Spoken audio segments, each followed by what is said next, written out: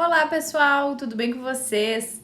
Bom, eu tô passando aqui então com o quarto vídeo, né? A gente já falou de acidez, a gente já falou de atividade de água, potencial de óxido de redução e hoje no quarto vídeo eu vou falar sobre composição aí em relação aos nutrientes, né, desse alimento.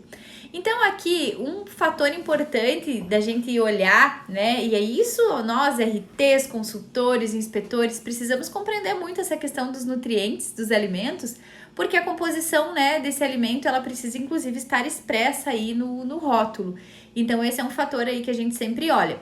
Mas o que eu quero trazer aqui? Que quanto maior a quantidade de nutrientes desses alimentos, melhor, obviamente, para o micro-organismo. Só que tem um detalhe, né? Alguns micro-organismos vão preferir alguns nutrientes a outros.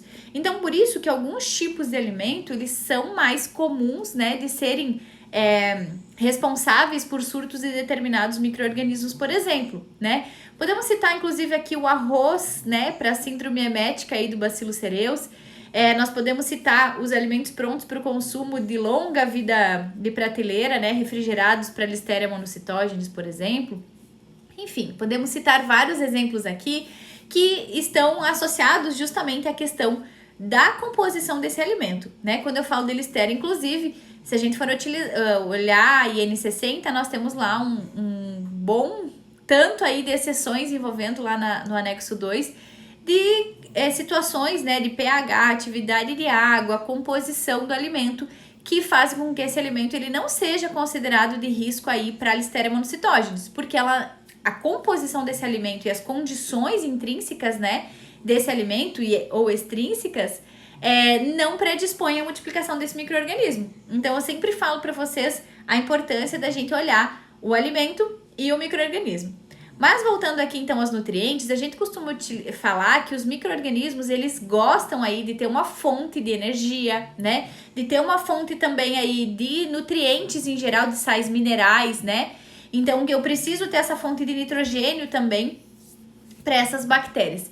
E o que acontece? Eu costumo classificar didaticamente, né? A gente fala muito sobre essa divisão aí dos nutrientes, eu não vou entrar nem muito nessa questão, mas um fato importante.